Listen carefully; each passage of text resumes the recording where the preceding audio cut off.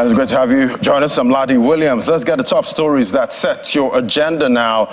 Nigeria and some other West African countries are expected to experience significant drop in the production of grains such as maize, sorghum and millet.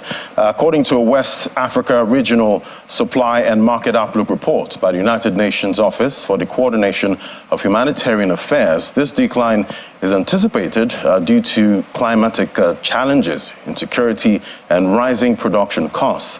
However, the UN body's report projects an increase in rice production as well as an optimistic prospect for most roots, tubers and cash crops within the region this year.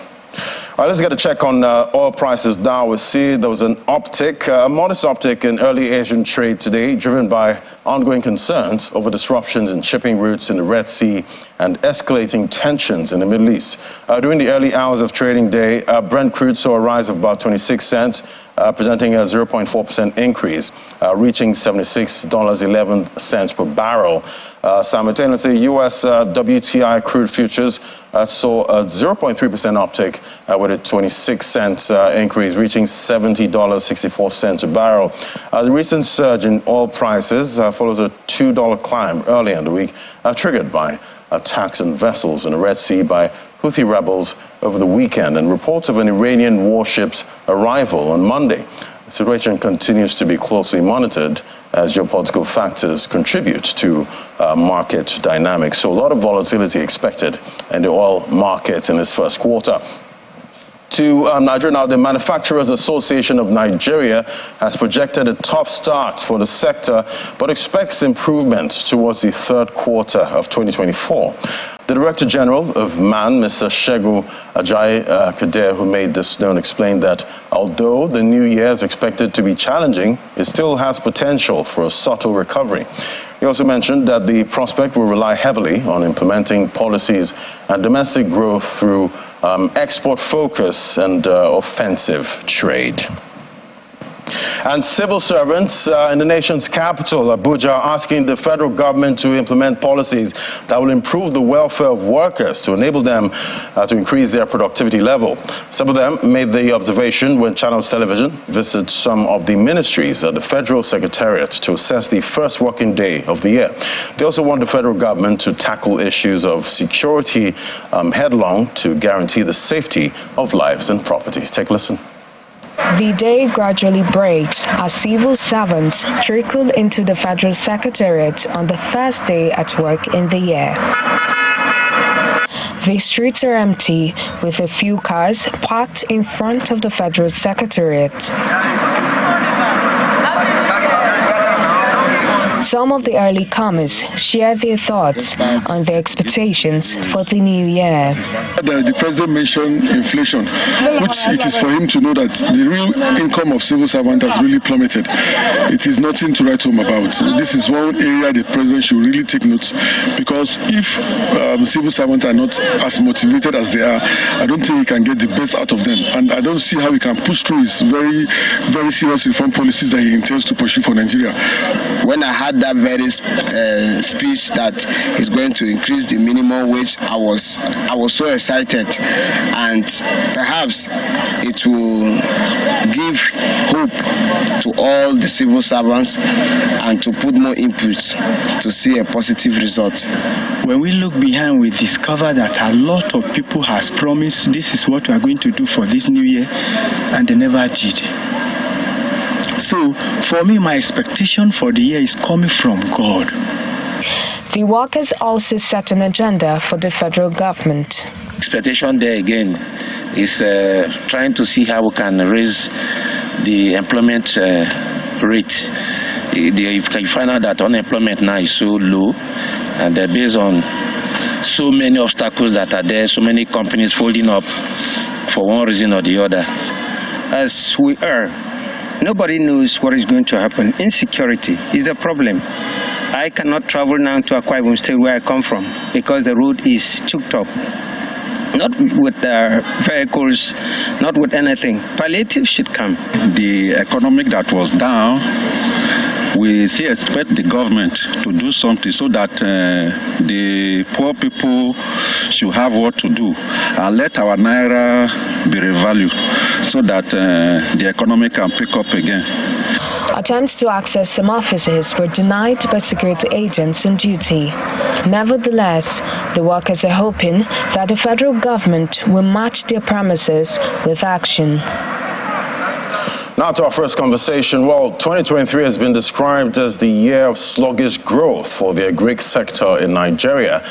Despite contributing 23% of real GDP as of December 2023, the agricultural sector recorded low growth of 1.9% in 3 quarters of 2023, pushing more Nigerians into abject hunger and poverty. Let's get a sense of what to expect for 2024. Joining us now is Mr. Tunde Banjoko, MD, Banjoko Farms Limited. Great to have you on the show. Thank you, lad. Good to be here. Great to have you. So, Happy New Year, first of all. Same. And yeah, it was quite a year, 2023. It was. And there were projections, already from the FAO, and other bodies that a lot of Nigerians would be hungry, in 2023. And, we did experience that with food inflation at levels we've not seen, in a long time. Yeah. So paint a picture, for us at this time. How could it have been avoided? How could it have been avoided? Because, even when they were painting the pictures, when FAO, Kede Harmonize, were painting the picture of having 25 million Nigerians falling into food security by June to August during the lean period, the factors they were even considering was not even part of what we experienced in 2023. They were looking at insecurity, looking at the flood in 2022. But we had some other dynamics immediately after the election, which changed everything. Of course, 2 major ones: the harmonization of the forex, the removal of the fuel subsidy. That took the entire numbers beyond what I think they even projected themselves. So I think the 2023 was really a very challenging year for Nigerians. You look at the inflation figure, how it went to almost 30% at the end of the year. And then, it now became the issue of, we are not talking about just accessibility anymore. We are not talking about affordability. So even when you have the product, how many Nigerians could afford it at that time? So I think a lot of Nigerians, and you look at the number, and at the time they were talking about this projection, we had 17 million Nigerians under, food insecurity. And they were saying, if nothing is done, we'll get to 25 million. And then... Was anything done? Nothing was done. Right. In my own opinion, nothing was done. Because if something had been done, probably the number could have been reduced. But we'll still wait to see what the 2022 figure comes to from FAO. But I think if I'm to just look from, just as an average Nigerians, you could feel it in the atmosphere that a lot of people are struggling to feed at this time. I'm talking about the atmosphere there. We have data there showing us the price movements of some of the staple commodities there. If you put up that data there from the MBS, showing us how much most of the food prices went up in November, you see that it was a lot. You see year to date, compared to the previous year, over 100% rise there. Look at Gary. We all eat Gary. You see the movement there. 15,000 naira started in January 2023. That's a 50 kg bag. That moved all the way to 19,000 in December. That was a big jump. Rice. That's another one. Flour, beans. So these are the basic nothing, was left out. At this point. I think, in my opinion, the year was really, really stormy for a lot of Nigerians. Feeding was a major thing. You look at, all the numbers. For example, the poverty level. We went from, they said we have about 34 million Nigerians, men, moving to about 44 million. poor people. We had about 33 million female, moving to about 43. So at the end of 2022, alone entry 2023, we had about 88 million Nigerians in that bucket. But for me, the painful part of it is you look at, out of the initial 17 million, majority were children below the age of 5, over 6 million.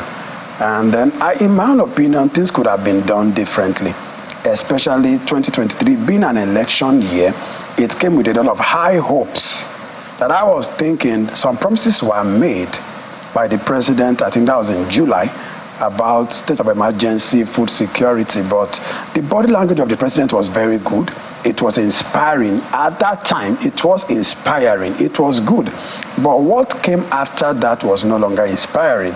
What we understand when you say there's something that is an emergency, it means something will be done. In an emergency situation, we talk about lockdown, we talk about people being restricted, immediate actions, but we didn't see corresponding action to the president's speech. And so it was just like a normal rhetoric of promises. There was high hope. For example, fertilizer was promised to farmers and households. Till date, I'm not sure that has been done. Protection for farmers, protection of farmlands. Of course, we still saw what happened in Plateau State in the last 2 weeks. Benue, and they now carve them out even in the United Nations, BAY, Bruno. I guess it would be great to see data maybe from the government, showing who was given, fertilizer and some of these grains. But speaking as an industry player, I'm not sure anything has been done, or let me use the word, I'm not sure that has been executed. And that's something that should have been done to avoid those numbers in 2023. For example, we talk about putting it under the Ministry of Security, under the Office of the Special Advisor on Security, this and that. We didn't see much of that happening.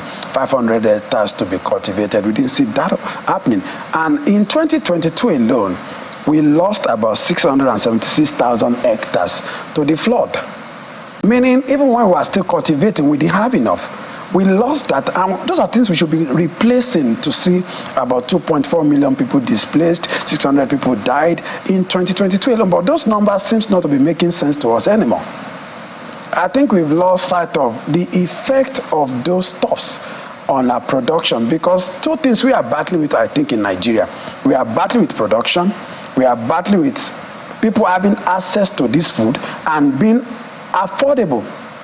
So it's either it's available and you can't buy it. Before now, they used to tell us egg is the cheapest source of protein. I'm not sure if that still applies to Nigeria. No, it doesn't. I had a poultry farmer late last year. It's not cheap. It's not. It's not, because I was in a store last week, and I think after I was forced to ask, how much is the egg I just bought? Because I'm a farmer myself and I have a poultry. And I was told 3,100 or 3,200, and I'm asking myself, 2-3 years ago, this was 600-700 naira. I remember buying a crate of egg for 700, 800 naira. Just barely very fresh in my mind. And then it went up 1,001 to 15, and nothing is done. And so I think those are the areas we should really be looking at the moment. So, but asking about 2023, we had the opportunity, in my own opinion, to have done something different, but probably we didn't have the political will to cause those change. And talking about 2023 still, the first quarter we had the cash scarcity issue. Has that abated at all? I think it has, except for the recent one we are just facing at the moment. But I think at the end of the first quarter, it was tough. It affected our projection for the year. For example, I trade in agro-commodity. And then at some point, we had to go to filling station to get cash to be able to pay farmers that we buy from, because we saw some of these stuffs, maize, soya, even rice from local farmers. You have to do aggregation before you can load a truck. You rarely get a medium or large scale farmer selling to you, so you do aggregation. So you have to pay, and some of these guys are not techie savvy, so they are not really interested in your transfer, or even the fintechs can't help them. Even willing to go to the stress of going to the bank. So they rather have their cash. So we are left to the fact that you have to. So the filling station at some point became like a a succor to us that you have to go beg. Of course, Nigerians, they won't give that to you for free. So we still have the financial inclusion issue, for the rural areas. So, but I think they have something like that in Kenya, that even the rural farmers could access their fund easily, and they are very comfortable. But we've not been able to do proper financial inclusion to the rural community, and that's still affecting the sector, because we talk about even 80% of what we have been, handling in Nigeria is coming from the rural setting and from the smallholder farmers. So until we sort some of those issues affecting them directly, we'll still be battling with what we are seeing in the urban setting. Right. Well, definitely now we have the Ministry of Agriculture, and food security, and definitely everyone's talking about food security at this point. Yeah. Have we started seeing any moves, from that ministry at all? You are in the media, so probably you will be the one to answer first. I have not seen it. Maybe you have. I'll be very honest. The body language has not communicated the urgency of that ministry. In my own opinion, the body language speaks a lot. You came into a system where prices are just, where farmers are committing suicide, seeing their investment going down. So I would have thought, what I expect is, at that point, whoever is coming on board is hitting the ground running. That's not the time to understudy. You can't understudy for a year. And that's not the time for political statements. So I expect we could have looked at what are some of those key drivers for this thing and attack them. And I'm not sure I saw that in 2023 from that ministry. Even the communication from that ministry is not boosting the morals of farmers. And one thing that I think we need at the moment is, farmers are kind of discouraged in the country. And if they stop or reduce production, the situation might worsen. So we need a minister that can, or I would say the minister should be more vocal and a bit more specific in what they want to do.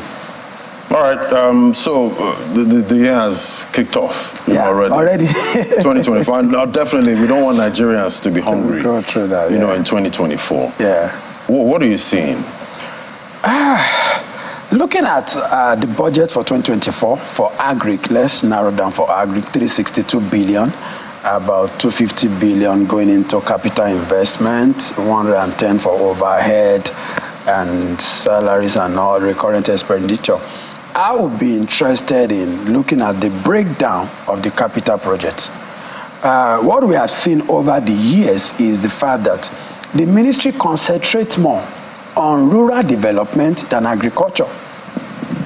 They concentrate more on street lights for market, toilet in market, road from this. Yes, why those things are important. The roads are important. They now allocate meager amounts directly to food production. I think that's an abnormality that I've watched the ministry over the years. But don't all those other parts play into They production? play, but why should we be more interested in the street light every year? Street light every year, toilet in the market every year, renovation of school hall, if you look at the breakdown of most of our agri budget, they allocate less to production. So I think the two have to go together. And then looking at the present situation, we need to produce more. So I'm interested in looking at what will be the content, but I'm expecting maybe later in the week or next week, we'll have the breakdown of what the capital project entails. But this is not the time, in my own opinion, from the little we saw, this is not the time renovating office with 2 billion, renovating with 3 billion, like we saw some of the raw draft. This is not the time. Not the time for toilets in the market. Not the time for toilets in the market. Even though they have toilets. Not the time. We can outsource that to private investors. Right. Those are things that can be outsourced. So why allocate 3 billion to renovate a building in this time of hunger? And you'll be putting 200 million, 300 million, rice cultivation, 200 million. I also saw 3 billion for National Assembly Library. So those are funny things that I think the body language now is not all those frivolous allocation that can't be traced or tracked, and because most of them will run into the other year. But we need things now that can directly affect the current state of things. So that now we are entering farming season. Right. How many lands? The president talked about 500,000 hectares to be cultivated. Where are those lands? What will happen to it? Who are those working on those lands? Those are the information we want to be hearing.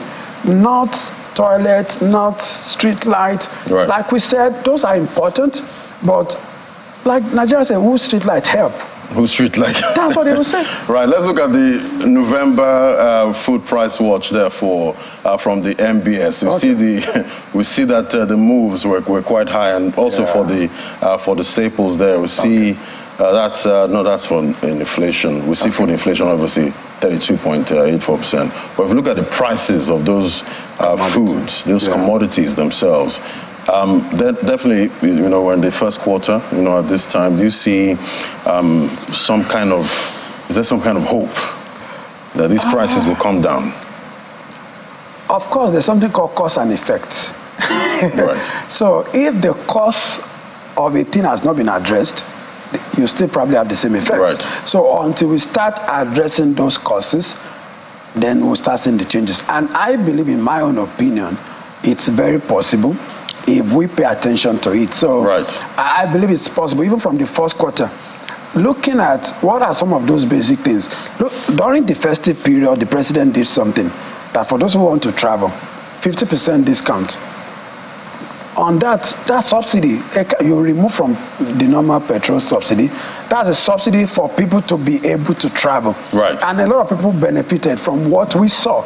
I think people really benefited. People could travel.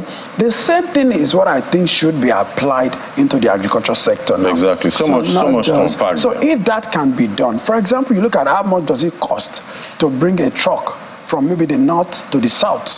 If those things can enjoy, like we enjoy it in the oil and gas. So if that can be done, that moving from Kano to Lagos, instead of you paying 4 million, paying 2 million for a food truck, what can the government do? Right. We don't have a problem with subsidies as long as the subsidies go to the right people. Yes. Definitely. What are we subsidizing? Exactly. And can we verify the subsidy? Exactly. Thank you so much. Always great having you. Thank you. Mr. Tunde Banjuko, MD Banjuko Farms. Definitely, we hope Nigerians will not be hungry in 2024. All right, we'll take a break now. Next, we're going to head straight to the markets as the local equities market continues bullish ways in 2024. We'll also get a sense of other global markets. That's in a moment. To stay with us.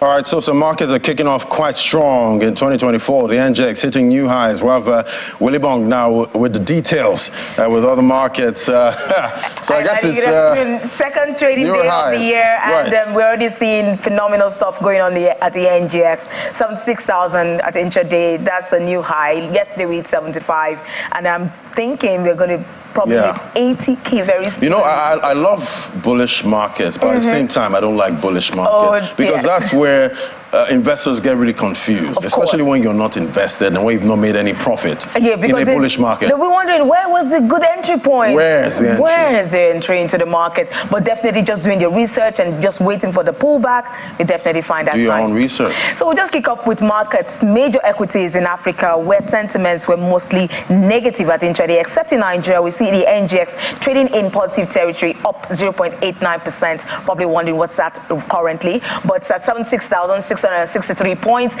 However, in South Africa, we see that, trading in negative territory, 1.27% down. Same thing yesterday, traded in negative territory. But we're hoping that we'll see a rebound in that exchange. Now, let's look at Egypt. Elsewhere, it was also in red at intraday. It lost 0.4%, still at 25,000 level. But Kenya closing Tuesday's session in the red as well. But let's talk to Abdulrasheed Momo. We're looking at the NGX still. Let's see what's happening there. The movers at intraday, what's moving the stocks, what's driving sentiment. We also saw that sentiment report at yesterday's sentiment report of the NGX saying that we had 97% buy interest, 3% sell. So market is really on fire, and Abdulrasheed Momo is the equity trader, TRW Stockbrokers, is here to tell us what to expect. I'm definitely waiting to hear why the market is blowing out of proportion. Good afternoon, Abdulrasheed. It's good to have you on the program. Good afternoon. How are you? Happy New Year. Happy New Year to you. Yesterday, we hit the 75K 72K level. That's a new high for the market. Today at intraday, we're at 76,000. What's driving the market? New highs everywhere. Can you give us more insights? Everywhere. Let me paint a scenario. I've used what I always tell people that have you ever seen footages of a volcanic eruption on TV? If you have, you would have seen these thick smokes coming out before the major eruption happens. The market is like a volcanic eruption just erupted now, and really these are major movements. And as Ladi said, when you see major movements like this, you need to call for caution. As we said last week, we did talk about the Santa Claus rally, where prices move in the period of December. And we also have what we call the January effect, which we normally see the first 5 trading days of January, how markets normally move. You know, I like to deal in figures. From 2020 till date, the January index have surged in the period of, like in 2020, market moved from 26,000 to about 29,000 points. In 2021, it climbed from 40,000 points to about 42,000 points. In 2022, it moved from 42,000 to about 46,000 points. 2023 moved from 51 to about 52,000 points. Now, that of 2024 is scary. Yesterday was about 1,200 points. Today is about 1,300 points. So market has made about, we've made about 3,000 points in just 2 trading days. But again, what we need to know is that if you compare these prices, I always benchmark it with in terms of how things are going up in Nigeria. If you compare what we are seeing now compared to 2008, I look at figures again. The NGX ASI was about 68,000 points in 2008. We will not experience that crash.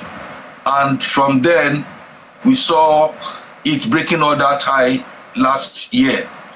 And I did say that there were a lot of stocks that had not met the 2008 levels. We're looking at stocks about a lot of, even from the banking sector, we saw that a lot of them have not hit that levels. And I'm seeing that is what we are beginning to see now in the period of January.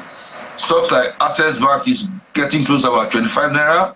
UBA go to about 30 something naira. So I think it is just from my end as a TA guy, it's just a market scenario trying to repeat itself here. But mind you, then if you compare the price of dollar then and now, there are 2 different scenarios. And for me, if you look at the exchange rate now with the market, I still think the market is on sales. There's no panic as I see so far.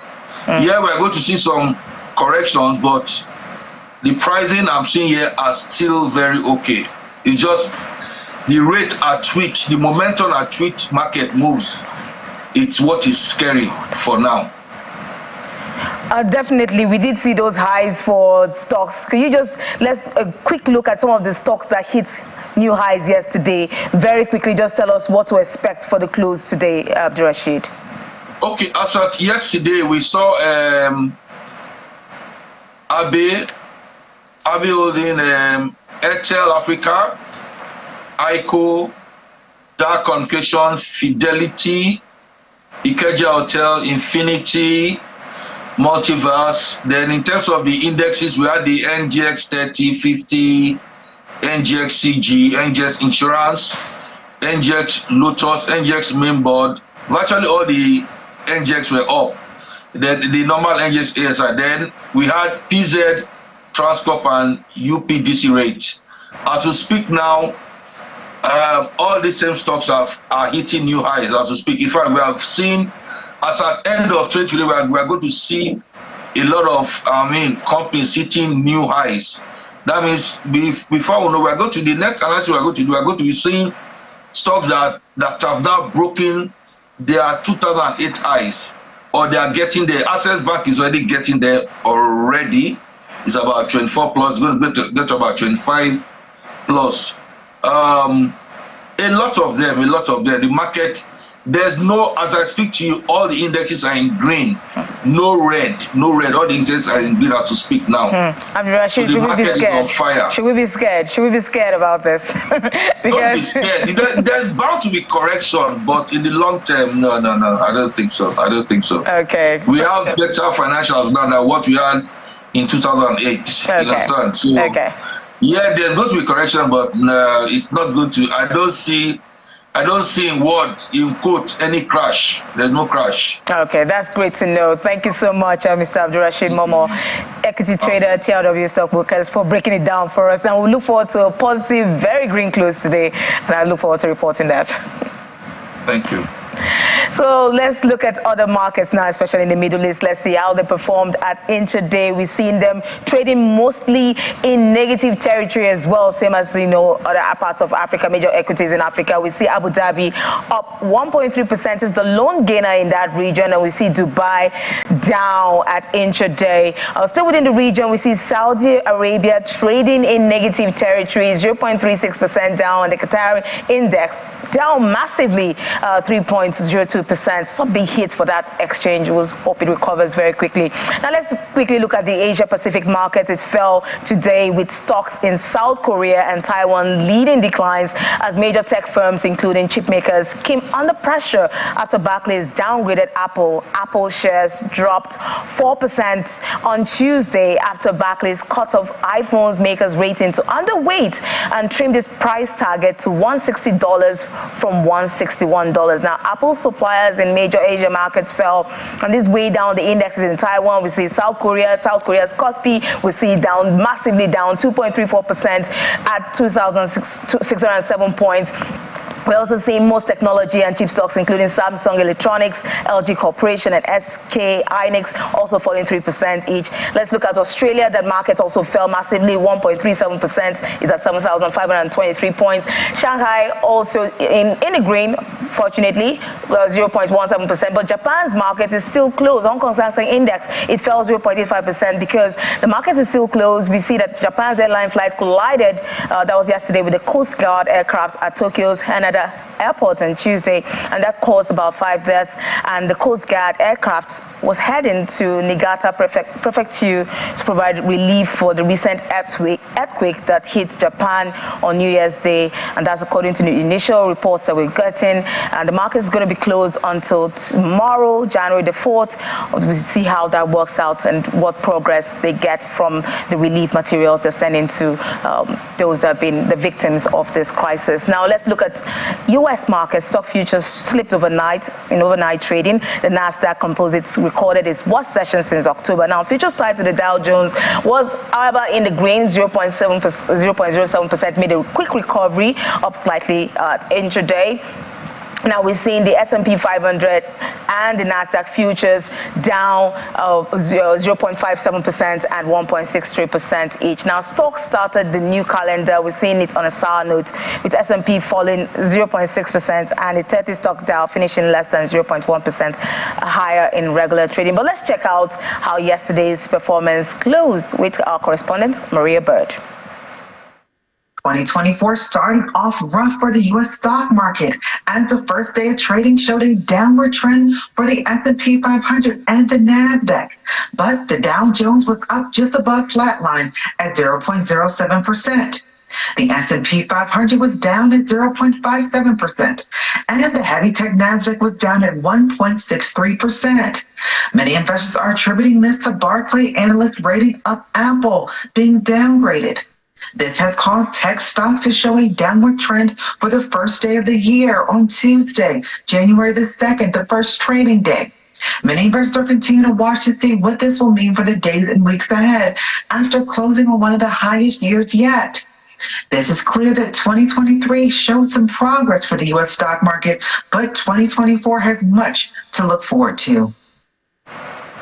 Thank you, Maria. So, Ladi, let me just very quickly say that for what's happening in the U.S. markets, these corrections we're seeing, analysts say they're normal, especially when they came out that high, the 3-year high they had, and now the market is getting There's always an excuse to drop. There's always that excuse to take profit at some point. Thank you so much, Will, giving us the details there from the major markets we track. Let's take it on to London now. See, data shows that Britain spent a record £13.7 billion on groceries before Christmas. Shoppers made more trips to UK supermarkets in the run-up to Christmas. Juliana joins us from our London studio now. Great to have you, Juliana. So, why did Britain spend so much? £13 billion. Well, it's a good question. I think probably the plain answer is simply that people wanted to have a good Christmas. I think there was a lot of appetite for a good Christmas dinner, of course, according to the data from Kantar, which is a data and markets analytical company. They have said that, yes, Brits spent £13.7 billion, which is a significant amount of money. In fact, I think this was a 7% increase year on year, and it has become December 2023 the busiest festive period post-COVID. So that's good news because, of course, we're still waiting to hear on fourth quarter and December GDP data.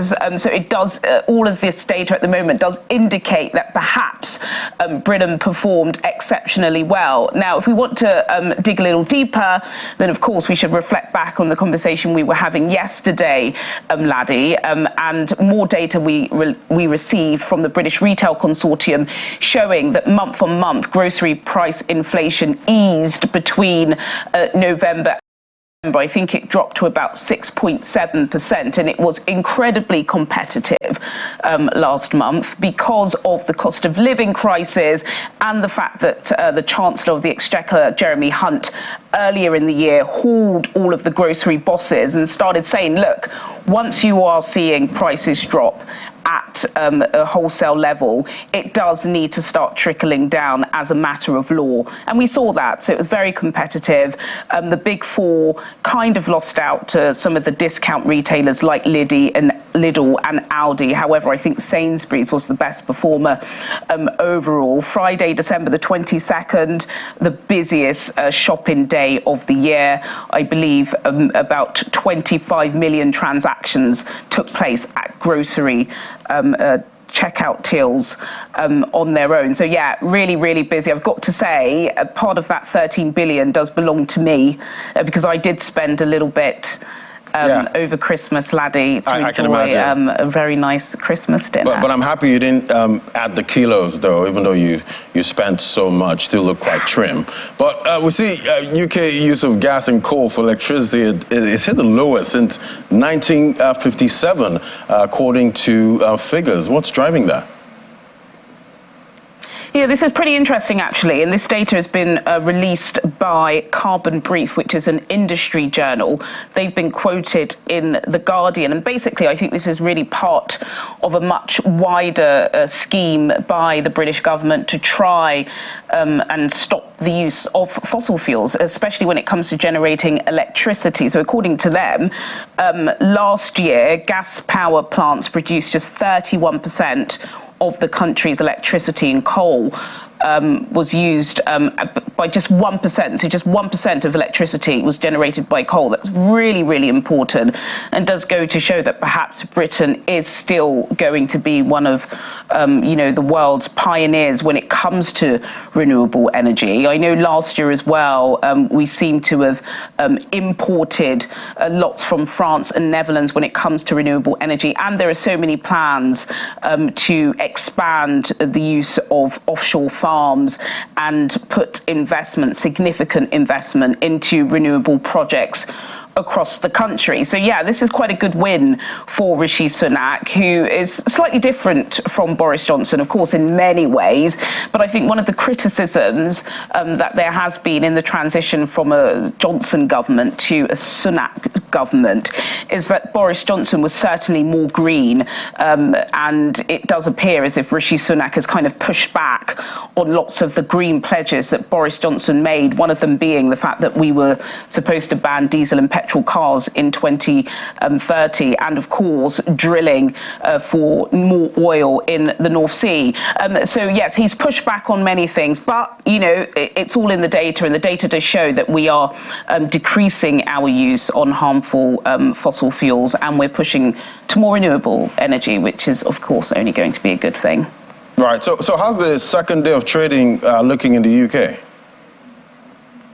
It's the second day of trading, and just so you know, it's actually the FTSE 100's birthday today.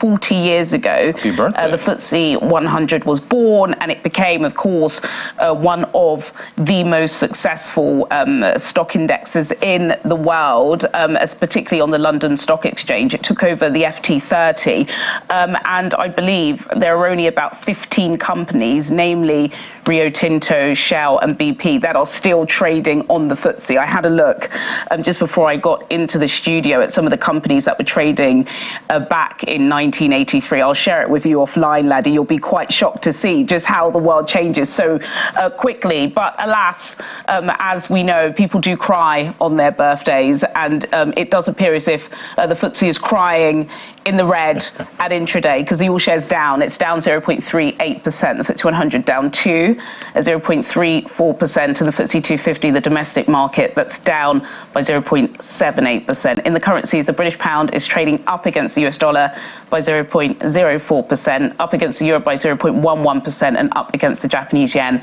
by 0.38%, laddie. Well, I guess happy birthday to the FTSE. Hope somehow it closes in the green. Thank you so much for the update, Juliana. Yeah. Thank you. All right, let's get a quick check on Europe now. See, Tesla workers have voiced concerns about working conditions, pay, and other things. Workers in Sweden, Germany, Norway, and others are now striking against the top electric car maker, that's Tesla. For more now, join us is Wada Emran in Berlin. Great to have you, Wada. So tell us about the workers' concerns here. Thanks for having me on the show, laddie. So Tesla is having a tough time in Scandinavian countries like Sweden, Norway, and Finland and Denmark.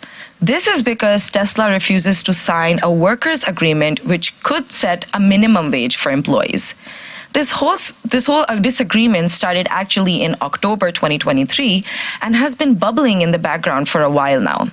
At first, it was only 130 mechanics in Sweden who worked at Tesla repair shops that were striking and calling for better pay. But now this has gained momentum and become international. And so workers in Sweden have come together. Transporters refuse to deliver Tesla vehicles. Electricians don't want to fix Tesla issues. Cleaning staff want nothing to do with Tesla showrooms. Workers from other industries are coming together in solidarity with the Tesla workers in Sweden. Norway, Finland, and Denmark announced solidarity strikes, and workers there are also developing an anti-Tesla sentiment.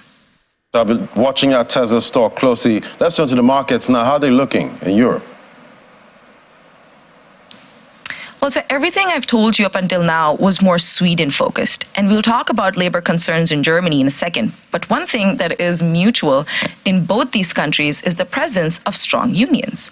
Now, in Germany, only 1 hour away from Berlin, sits the only gigafactory of Tesla in Europe. And it's not smooth sailing. Famously, Tesla does not unionize, not even in the US, where strong auto workers groups like the UAW exist. But here in Germany, many Tesla workers began to join IG Metall, Germany's largest union, as they voiced concerns about work safety, health, overworking, and burnout. The union said that workers have reported accidents at work and even said that many workers sign off as sick during shifts. Here in Germany, usually workers have a lot of rights, and they can exercise these rights at any time. The union says Tesla workers are entitled to the same rights, even though the company may call union views as questionable. If we stick to the car conversation, China's BYD has overtaken Tesla as the world's leading EV deliverer. Latest sales figures have confirmed this. The company posted a 62% jump in sales worldwide last year. Elsewhere, Chinese tech stocks are also in focus after Beijing had announced gaming regulations. The HS Tech Index, which represents the largest 30 tech companies listed in Hong Kong, was down 2%. Germany is to release its unemployment data today for December 2023, which will show signs of weakness or strength in the labor market here. An important conversation since last year, worker shortages reached record highs. All right, thank you so much for the update. It's weather, Imran, right there in Berlin. All right, let's take it to South Africa now. We see, according to statistics, South Africa retail trade sales in December 2023 increased by 1.5% compared to the same period in 2022. Let's bring in our correspondent now, Innocent Samosa, join us via Zoom. Great to have you on the show, Innocent. Hi, Ladi. Good afternoon to you and our viewers, and Happy New Year. Happy New Year, Innocent. So I'm sure South Africans really spent a lot, during the festivities. Paint a picture. How was it, and how did retailers do? 100%, Ladi. I form part of the people who were spending on Christmas just to have a beautiful Christmas, if you like. But Ladi, South Africans are increasingly spending their money on groceries, travel, and eating out. This, of course, comes at the back of the post-COVID-19. People now are free to go around. This, of course, is a report, or should I say, a study by Discovery Bank and Visa from 2019 to 2022. But the uptick that you just mentioned now from Stats SA, they will give a comprehensive report later this month. But we understand that there was an increase in spending of about 1.5% compared to the same period in 2022. But I guess for us to understand or to get a sense of what we can expect from Stats SA, I guess we need to also look at some research as to how consumers, how they spend from 2022 to 2023. And a research by the Bank Savers Africa's Point of Sales, that's the POS, of course. It paints a picture to us that, about 100 billion rands of transactions volumes reached about 142 million in December. This is the December of 2022 into 2023. But of course, as I've indicated, Ladi, that South African spends more money on groceries, entertainment, and of course, fuel in that particular December. 26 billion rands was spent on grocery and betting outlets, including lottery tickets, casinos, gambling, and the betting world in essence.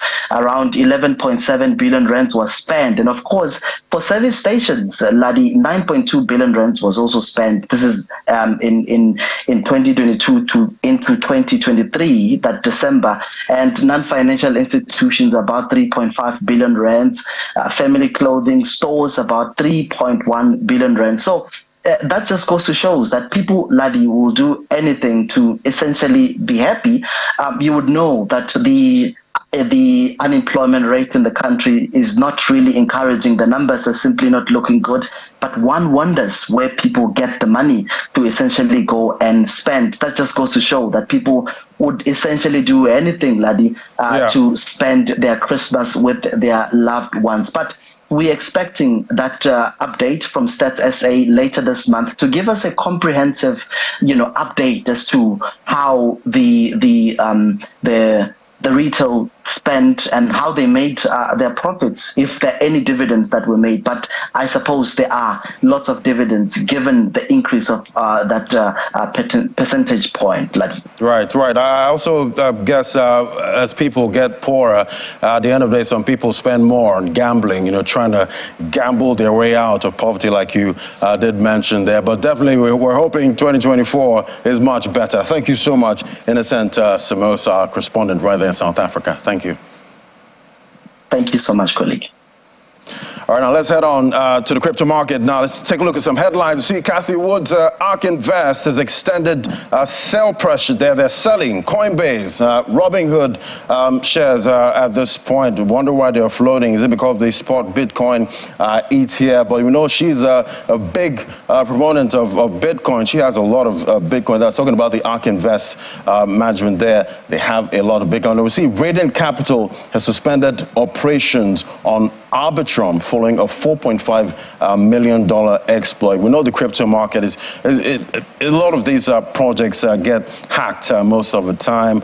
Sometimes they're able to get some of these funds back, but sometimes some of those funds are lost forever. Definitely more conversations about ensuring, most of the funds in the crypto market coming up more because of that. And we see data mall chains ERC 7585 proposal has been approved, and that's supposed to help Ethereum actually scale better. Then right here in Nigeria, we see the CBN has released some guidelines for banks on how they operate cryptocurrency, opening accounts for cryptocurrency businesses, digital asset businesses. So at this point, the banks themselves are not allowed to hold cryptocurrency or trade cryptocurrency. Let's bring in Olumide Additional now, financial market analyst. Olumide, great to have you. Happy New Year.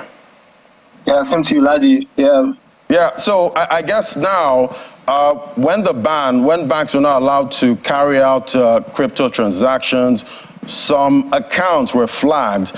Take, for instance, you put in the narration there when you're transferring money, maybe you write Bitcoin or Ethereum there, your account would be flagged and closed before the CBN released this new circular now. So I guess it's safe to say individuals can now trade cryptocurrency and send monies, for cryptocurrency and still right there if it's Bitcoin or whatever, but the banks are not allowed to trade. So some people might be confused here. Can you break it down more for us? Yeah, so I think what the CBN is trying to do in deep respect is opening the financial system to digital securities. If you look at the memo sent to Nigerian banks, the guideline explicitly explained the objective, and that was primarily to allow digital securities interact with the financial ecosystem. So virtual asset service providers definitely need SEC regulatory license, and just like you retreated, the banks are not allowed to involve directly with digital currencies. So while you could say yes, some positivity, I think it's still very restrictive, because if you look at the conditions for banks opening crypto accounts for virtual assets service provider, it has to come from the management, from the top. And also, cash withdrawals, like I said, is not allowed. But I think what they are really looking at is how to make our financial system more competitive with digital securities, like I mentioned, stablecoin most especially. And there are rumors that fintech companies and banks are working around stablecoin, just like what we see in JP Morgan Chase and some few private banks around the world. But looking at markets this afternoon, it seems the market is deep right now. Bitcoin lost about 8% as we speak. At some point, it was down by more than $5,000. Just looking at the price pattern before moving, supporting above $42,000. And that's pretty much on news that a Bitcoin spot ETF is unlikely. So while you could say Agric is strategizing, looking at a Bitcoin spot ETF in the market, it seems that the market is looking at an unlikely instance that we might not see a spot ETF approval. Ethereum is down by 10%. Solana has lost a fifth of its value. So the volatility in this market are one of the reasons why the CBN is still very conservative, Ladi. Yeah, definitely. The CBN cannot be trading in this market. But looking at this circular now, do you think now the peer-to-peer market will be impacted now that I guess crypto businesses can now open accounts at this point? They won't need to go peer-to-peer. That's I think it's still very tricky, because you need to look at the compliance metrics for you to get a Nigerian bank account as a virtual asset service provider. Like I said, a lot of people have ignored that Security Exchange Commission is the big elephant in the room. You definitely need some form of approval. And if you look at the guidelines being laid out, it shows that some proponent is not just available for everyone. But having said that, I think the market is quiet on the P2P market. If you look at the the NGN against the USDT, the most traded stablecoin Nigeria market, it has not been able to break to the low we saw in November. So I think there's this ranging consolidation waiting for what the situation in the FX market. But I'm positive that the stablecoin proximity by Nigerian banks and fintech companies will definitely give the NGN USDT a run for its money, and liquidity, a fight for liquidity. But let's see how that plays out, lad. It's still too early to call. Yeah, looking out for that stable Naira at some point. Thank you so much, Olumide Adesina, financial market analyst. Thank you for having me. All right, so yeah, that's how the market is looking today. That's the crypto market and major markets we track. We're looking out for how the NGX closes the second trading day of 2024. So that's the show. Thank you for watching. You can visit www.channelcv.com for more updates. I'm Ladi Williams from me and the team right here at Channels HQ. It's bye for now.